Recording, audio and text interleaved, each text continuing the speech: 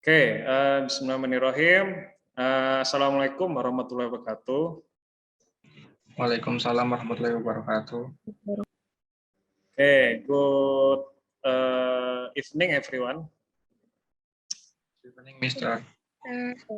Okay, how is your day for today? Feeling good, feeling bad, or feeling what?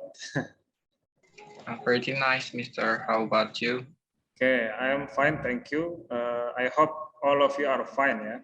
Okay, it's nice to meet you again in this week ya, di minggu ini.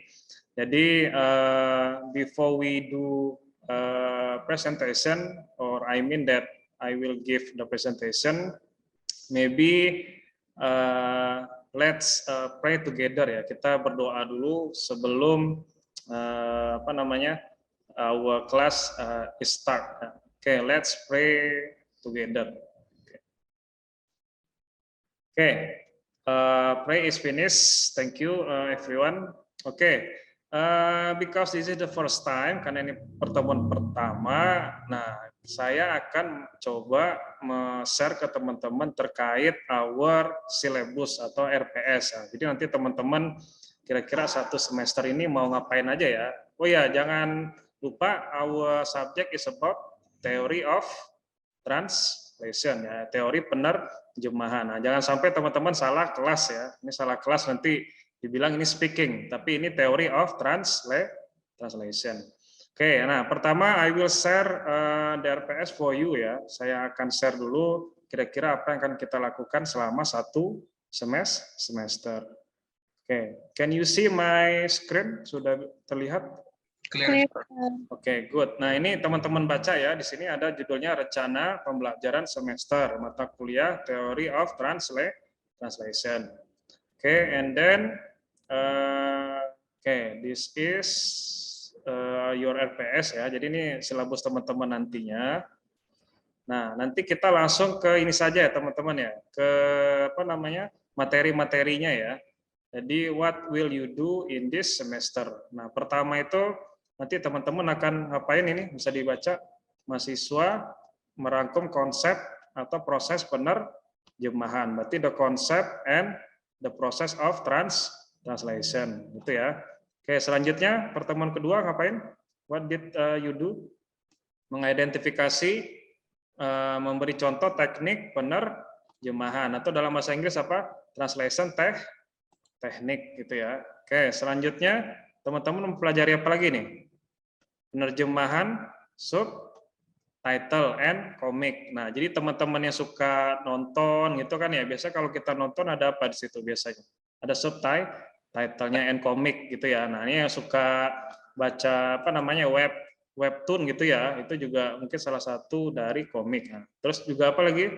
Penerjemahan unsur budaya. Nah ini sangat tren sekarang nih. Sekarang itu zaman apa? Zamannya digital era. Apa itu digital era? Berarti zaman teknologi. Sudah ada yang tahu belum apa itu CAT tool, aplikasi penerjemahan? Pasti tahunya di sini Google Translate ya.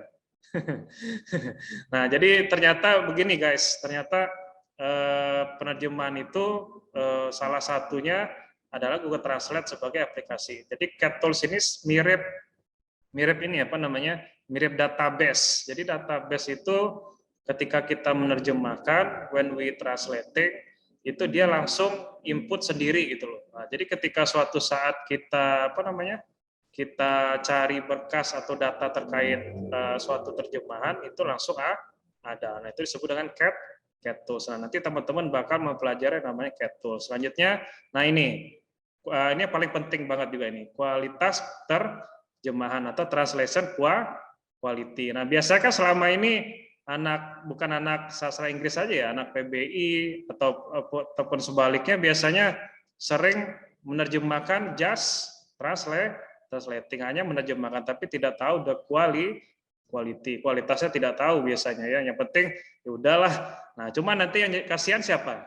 Si pembaca. Nah, kenapa? Karena semberaut ya. Apa sih? Kayaknya pokoknya ya udahlah, pokoknya baca aja lah gitu loh. Terjemahin aja lah. Nah, itu biasanya kasusnya ya. Jadi teman-teman bakal mempelajari kualitas penerjemahan. Selanjutnya jasa penerjemahan, dan selanjutnya penelitian penerjemahan gitu ya. Nanti ada jurnal terkait penerjemahan. Oke.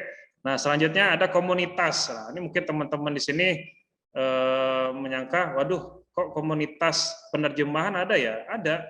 Jadi penerjemahan itu ada di Indonesia, itu namanya HPI kalau saya tidak salah, Himpunan Penerjemah Indonesia. Nah, bagi teman-teman yang tertarik dengan dunia translation itu bisa gabung ke community gitu ya. Nah, sudah kebayang belum kira-kira materi yang 1 semester apa yang akan dilakukan?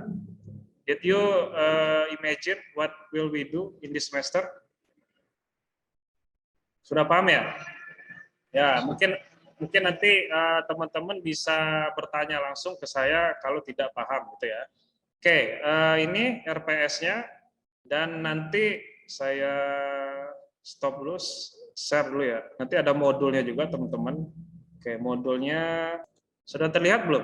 Sudah, Sir. Nah, ini ada modulnya, bisa dibaca modul Theory of Translation. Nah, nanti teman-teman bisa baca di sini ada translation teori, ada apa lagi? Translation proses, ada apa itu teknik, apa itu method, apa itu strategi gitu ya. Nah, jadi ternyata selama ini kita mengetahui bahwa nerjemahin just translating, tapi ternyata tidak gitu ya. Oke. Nah, sekarang kita pergi ke PowerPoint ya, guys ya. Kita ke PowerPoint. Oke. Nah, ini guys. Oke, can you see the screen? Terlihat, Mister. Oke, can you read what is the title? Theory of Translation. Oke, Theory of Translation. Nah, oke. Selanjutnya we go on to the next slide ya. Kita pergi ke slide selanjutnya. Oke, number 1. Di sini ada dialog ya, Firman and Ferry ya. Nah, ada yang bisa menerjemahkan di sini number 1 ya. Ada yang bisa? Dari mana kau Ferry? Kata si Firman. Kata si Ferry dari kampus. Nah, posisi kita nih sebagai penerjemah nih, as the translator. What did you do? Apa yang kita lakukan untuk pertama kalinya ketika menerjemahkan ini? Apakah langsung saja menerjemahkan atau bagaimana? Coba, ada yang bisa? Aku mau nyoba, Mister. Oke, please, Reno, number 1 dulu ya, Firman dan Ferry. Coba dibaca dulu, Firman. Firman, yang Firman dari mana kau Ferry? Terus kalau ditranslatein jadinya where are you from Ferry? Nah, where are you from? Ferry, oke. And then dari kampus? Terus yang dari kampus, Ferry jawab, I am from kampus. I am from kampus, oke. Next, number 2, ada yang bisa jawab?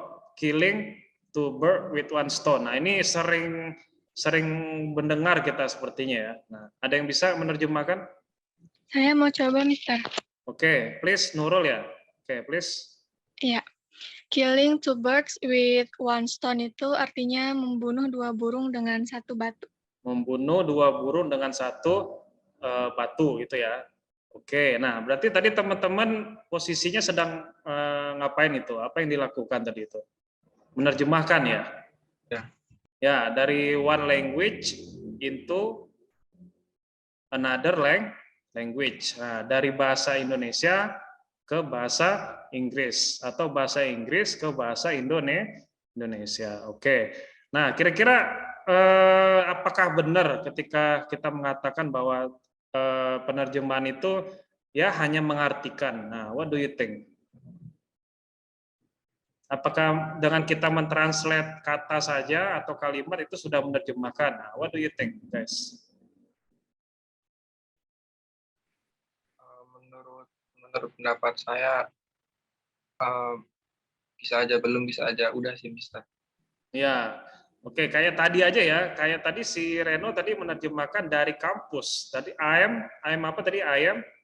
I'm from kampus. Nah, I'm from kampus. Kok tiba-tiba ada I ya, bener nggak? Padahal di sana di bahasa sumbernya cuma ada dari kampus. Nah, tapi kenapa kok ada I-nya sama apa M-nya juga? Kenapa? Ya karena itu setiap bahasa itu memiliki perbedaan masing-masing. Nah, tidak bisa disebut from campus, nah, tapi yang cocoknya lebih baiknya itu harus ada subjek gitu kan ya, ada predikat, ada apa? Objek sama keterangan. Nah, jadi berarti bisa teman-teman simpulkan menerjemahkan is not only to translate the meaning but also the form. Nah, jadi tidak hanya meaning tapi juga bentuk. Pokoknya kalau saya boleh kasih definisi ya itu more kompleks lah intinya. Kalau penerjemahan itu more kompleks, sangat kompleks sekali ya. Oke, nah ini kita cek ya teman-teman ya. Oke, nah di sini ada two translator ya, ada dua penerjemah ya. Nah, jadi the first translator menerjemahkan dari itu apa? From, mana, where, kau, you, very. Berarti from, where are you, very. Nah, itu dia hanya mengartikan atau menerjemahkan biasa karena dia tidak tahu the concept atau the definition of translation gitu ya. Nah, dari kampus apa? Dari apa? From. Campus itu ya. Nah, kalau second translator gimana? Coba bisa ada yang baca? Where have you been, very? Nah, beda nggak dengan from where are you, very? Beda nggak? Beda. Beda ya, sangat berbeda. Yang satu itu kaku, yang satu lagi lebih komunikatif itu ya. Nah, terus yang satunya from campus, satu lagi I was in campus. Berbeda nggak? Nah, berarti teman-teman sudah dapat bayangan ya. Berarti ketika kita mempelajari teori atau definisi dari penerjemahan, oh ternyata bukan hanya menerjemahkan, tapi juga mengalihkan pesan atau makna atau bentuk juga gitu loh ya, harus dialihkan. Nah, di sini coba tadi ini Nurul tadi ya menerjemahkan ya, killing two birds with one stone, terjemahkan membunuh dua burung dengan satu waktu. Ini sebenarnya nggak salah sih. Ya itu tadi, cuman ini kalau teman-teman peka gitu ya. Jadi ini termasuk ini apa namanya? Apa ya? Proverb ya. Proverb dan peribahasa juga ya. Nah, di sini ternyata killing two birds with one stone ini adalah kalau diterjemahkan ke Indonesia menjadi melakukan dua pekerjaan dalam satu waktu yang bersamaan. Nah, ternyata tidak easy ya, Nurul ya. Ternyata tidak gampang. Oh, saya kira killing two birds with one stone itu membunuh dua burung dengan satu batu. Oh, ternyata artinya salah. Nah, kenapa? Karena teman-teman tidak memahami definisi atau konsep dari penerjemahan itu apa gitu ya. Hanya menerjemahkan, tidak mengalihkan pesan atau bentuk dari bahasa sumber ke bahasa sasaran. Oke, clear? Understood sejauh ini, guys? Clear, sir. Oke, good. Nah, sekarang kita pergi ke selanjutnya. Nah, kalau ini kasusnya coba kira-kira apa yang ada yang bisa teman-teman lihat nggak? Did you find the error or the mistake in here? Ada menemukan error atau kesalahan nggak di sini kira-kira? Coba. Aku mau jawab. Oke, please. Oke, nah, Retno. Salahnya kalau yang Firman harusnya have, tapi ininya has. Terus yang very harusnya was, ininya were. Oke, and then number 2. Siapa lagi nih? Mungkin saya invite lah teman-teman yang lain ya, kayak siapa nih? Ada Rahma, ada Veronica, Chelsea, Nesa.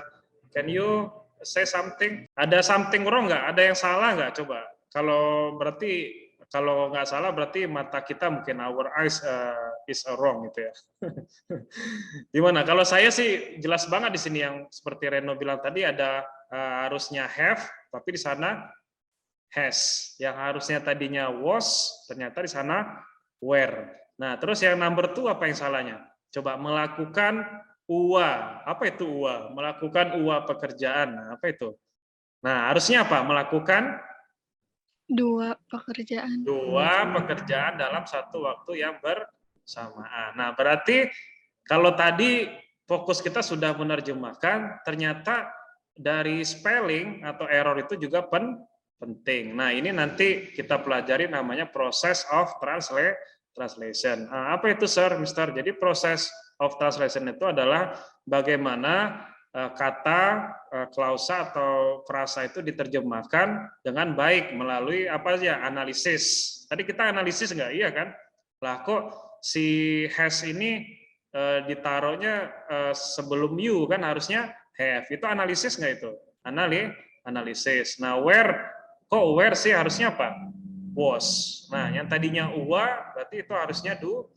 Itu analisis nggak? Iya, analisis, dan nanti namanya restrukturisasi ya, atau menyusun ulang kembali. Nah, itu disebut dengan process of translation. Oke. Nah, ini coba teman-teman lihat tadi. Nah, congratulations nih, ini buat Reno bagus nih, karena memahami ya langsung, oh ternyata yang salah itu adalah have and has-nya gitu ya. Harusnya where have you been, bukan where has you been. Kalau pakai has itu harusnya siapa subjeknya? Where has, Itu she, he, it, Mister. nah, where has she been atau where has he been gitu ya. Jadi tidak pakai you. Kalau you pasti menggunakan have. Oke, good ya, lanjut. Nah, sekarang apa kira-kira menurut teman-teman? What is the concept of translation? Apa itu definisi atau konsep penerjemahan? Kan udah ada tadi banyak example tuh. Nah, apa kira-kira? Ya begitu aja, sir gitu. So, translation is about Menganalisis, Mister. how to analyze short language into target language. Oke. Bisa menganalisis bahasa sumber yang akan diterjemahkan ke bahasa sasaran. Oke, good. And then translation is about Memahami. ya, how to understand ya, how to understand, bisa memahami apa?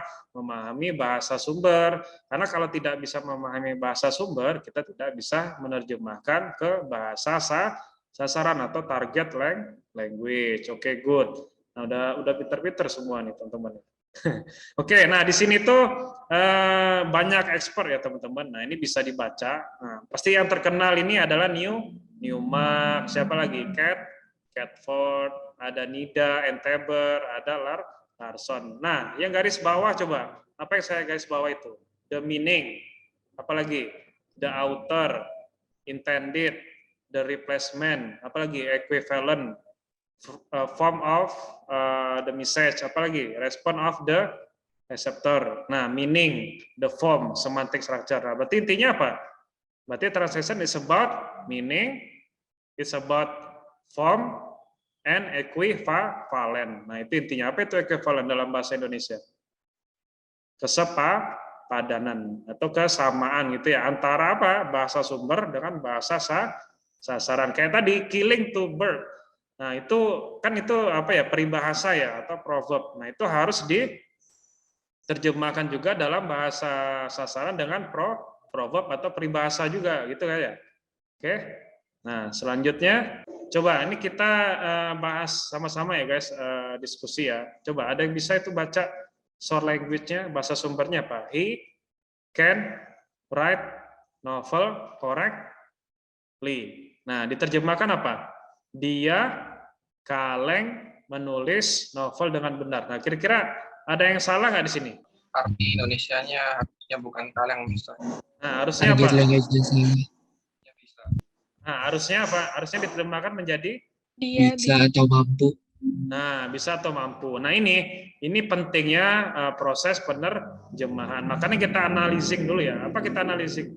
Coba, this is simple sentence. Oh, ini kalimat sederhana. Nah, terus selanjutnya the word can be translated into kaleng, boleh, bisa, and etc. Benar nggak? Terjemahan can itu artinya bisa kaleng, bisa boleh, atau bisa, benar nggak? Benar, Mister. Nah, tapi di sini posisinya the translator has the mistake, memiliki kesalahan karena dia tidak menganalisis dulu ya teman-teman. Nah, jadi selanjutnya setelah analisis apa? Transferring. Nah, transferring ini sebenarnya ada di otak ya atau di pikiran, translator mind. Kita tidak bisa melihatnya.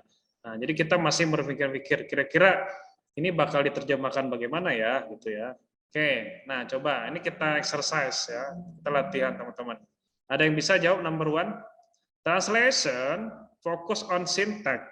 What is your opinion? The answer is A, B, C, D, E. Kira-kira jawabannya apa? Apakah penerjemahan itu fokus ke syntax? Nah, mungkin kalau teman-teman yang lupa atau barangkali belum belajar, itu sintak itu mirip-mirip dengan gramatikal lah gitu ya, grammatical pattern. Nah, what do you think kira-kira? Apakah penerjemahan itu fokus pada sintak? Nah, what is the answer? Mungkin dari Chelsea, siapa lagi nih? Teman-teman yang hadir nih. Ada Veronica, ada siapa lagi? Ada Hamdan, Rama, Nurul, Dimas. Nah, ada yang bisa jawab nggak? Kira-kira, apakah penerjemahan itu fokus ke sintak saja? Tidak. Tidak. Nah, berarti the answer is A. kalau tidak berarti kan tandanya incorrect ya. Nah, tapi incorrectnya ada dua di sini. D atau I? I. I. Berarti incorrect ya. Translation studies source language and target language. Bahasa sumber dan bahasa sasaran. Oke, good. Oke. Sorry guys. Ini ternyata saya yang salah ini, teman-teman. Berarti ternyata di sini tuh oh iya, kenapa bukan I? Karena di sini tuh dia tuh tidak ada apa mikro sama makronya ya. Jadi translation itu sebenarnya lebih kompleks ya teman-teman. Jadi mikro tuh kayak ini pelajaran apa fonetik, tahu ya fonetik. Kalau apa di bahasa Inggris pendidikan tuh biasanya apa? Pronunciation belajar, guys? Iya, pronunciation. Mikrolinguistik itu kayak pronunciation. Nah, kalau makro itu misalnya sosiolinguistik, ada pragmatik gitu ya. Itu biasanya ciri-ciri dari makrolinguistik. Nah, makanya kenapa jawabannya D, bukan yang I. Kalau itu kurang lengkap ya, is not complete yet gitu ya. Nah, ini coba teman-teman, kira-kira ini proses terjemahannya ada yang salah nggak? Coba kira-kira. Kelinci, dari soal language dulu ya. Rabbit is an animal that is very funny and has a smooth hair and very beautiful. Kelinci adalah seekor hewan yang sangat lucu dan mempunyai rambut lembut yang sangat cantik. Kira-kira ada yang salah nggak di sini terjemahannya? Mungkin seharusnya bukan rambut, sir, tapi bulu. Oke, good. Nah, ya, masa iya kelinci itu rambut ya? Kita kan nggak tahu ya. Pernah ngeliat kelinci? Did you ever see a rabbit? Pastilah ya. Nah, rabbit itu gimana? Ada rambut nggak? Bukan rambut ya, apa namanya bulu ya. Nah, makanya di sini harusnya apa? Mempunyai bulu yang lembut dan sangat cantik. Nah, itu kembali lagi ke konsep dari penerjemahan dan proses penerjemahan sebelum kita menerjemahkan suatu teks, itu ya. Oke, nah ini analisisnya nih. Coba teman-teman lihat nih. Smooth hair itu my mind. Ini ditransfer analisisnya. Oh, kata atau frasa semut ini harus dianalisis dulu sebelum kita terjemahkan. Nah, kita transfer, kita rekonstrukturing. Rambut lembut menjadi bulu lembut. Nah, ini proses apa namanya? Penerjemahan. Nah, jadi teman-teman ketika menerjemahkan penting untuk mengetahui proses penerjemahan dan konsep penerjemahan. Oke, kalau ini ada yang bisa nerjemahin nggak ini? Dia ini analisisnya apa kira-kira? Dia itu termasuk apa? Subjek kan ya? Oke, subjek. Nah, selanjutnya apa lagi analisisnya? Subjeknya apa ini? Man or woman? Man. Man, oke. Terus apa lagi? Oke, anggap aja itu dulu ya. Jadi man and subject. Terus kita transfer. Nah, terus kalau rekonstrukturingnya gimana? Misalnya kalau saya bilang dia dia disakiti oleh sebuah pohon yang bercabang itu loh. Nah, dia kira-kira gimana itu terjemahannya? Dia disakiti oleh pohon yang bercabang yang menusuk fracture her stomach, menusuk perutnya. Nah, ini kira-kira kalau saya terjemahkan dia itu he gimana kira-kira analisisnya atau rekonstrukturingnya? Cocok nggak dia? Saya terjemahin dia. Oh Oh, oke. Oh ya, di sini ada miss ini juga ya, ada miss spelling. Oke, itu satu. Tapi maksud saya yang he dulu coba, yang he yang di awal. Itu bisa saya terjemahin dia itu gimana analisisnya atau respon turingnya? Nggak tahu. Nggak tahu, Mister. Ya, itu tadi. Jadi sebenarnya dalam bahasa Inggris itu kadang juga dalam terjemahan itu tidak ada gender, benar nggak? Jadi kadang dia hanya mengatakan dia gitu loh. Tapi kalau dalam bahasa Indonesia itu biasanya harus ada gender. Dia itu dia apa? Dia perempuan atau dia laki, benar nggak? Tapi kalau di bahasa Inggris itu biasanya it's not only about the gender kadang. Jadi dia mengatakan dia aja gitu. Entah itu mau laki-laki atau perempuan. Nah, jadi begitulah perbedaan, the differentiation between English and Indonesian gitu ya. Oke, any question guys, teman-teman? Ada yang mau ditanyakan? Kira-kira cukup paham ya? Ternyata, waduh, ternyata selama ini ketika saya menerjemahkan itu tidak seperti itu. Banyak prosesnya, banyak konsepnya, gitu ya.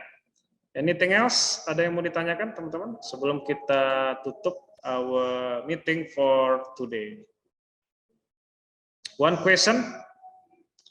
Reno, Nurul, siapa nih? Veronica, Ilham, Rahma, Chelsea, Hamdan. Are you still there? Ini Mister, aku mau nanya. Oke, please. Biasanya kan kalau kita mau menerjemahkan kan suka pakai Google Translate kan. Oke. Nah, juga nggak akurat gitu kan. Kira-kira cara lain selain pakai Google Translate tuh yang bagusnya apa? Oh, so beside Google Translate power ya, power of Google Translate. Okay, thank you Reno for the question. I think it based on the habit ya, Reno and friend ya, teman-teman semua. Jadi itu tergantung habit sih. Jadi sometimes saya juga menggunakan Google Translate, tapi it doesn't mean that I don't copy and paste gitu loh. Saya tidak mengcopy and paste. Untuk beberapa istilah saya butuh kamus. Nah, jadi kalau saya menganggap ya Google Translate is dictionary ya for me ya. So dictionary itu berarti berpotensi kemungkinan itu banyak salah juga pasti ada. Nah, makanya itu gunanya kita reconstructing. Itu benar nggak? Konstruksi ulang lagi gitu loh. Nah, terus bagaimana berarti kalau tidak mengandalkan Google Translate? Ya sering banyak kosakata ya, Reno dan teman-teman ya. Jadi kayak pasti punya kamus ya. Kan kamus ini ada ya, kamus apa dulu kalau saya tuh dulu kuliah tuh ada kamus Hasan Saidili ya. Itu kalau nggak tahu sih kalau sekarang masih ada nggak tuh. Itu Indonesia Inggris Indonesia, atau kamus Oxford ya, sama Cambridge Dictionary itu bisa.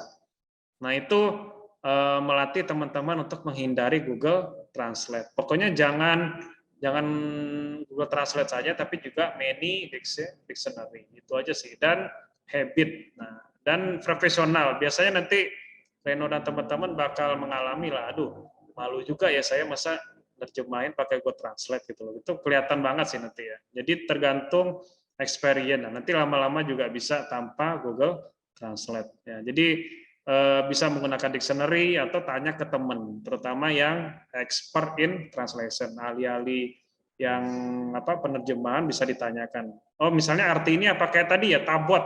Coba tabot itu kalau di Google Translate nggak ada kan artinya ya. Tabot itu nggak ada, itu malah error nanti Google Translate itu, nggak ada tabot itu. Nah, itu caranya gimana? Coba Reno dan teman-teman. Berarti harus nanya ke masyarakat Bengkulu, harus pergi ke Bengkulu sana. Ya udah tanyain aja apa. Nah, kita nggak bisa mengandalkan dictionary juga kadang. Jadi kita harus go to the live gitu, langsung turun ke ke tempat aslinya gitu ya. Oke, ada lagi one question teman-teman sebelum kita akhiri our class. Enough? Enough. Oke. Saya close dulu di sini ya, share screen-nya. Oke. I think that's all for today, everyone. Thank you so much for attending my class. Terima kasih atas kehadirannya dan semoga apa yang saya sampaikan itu bermanfaat untuk teman-teman.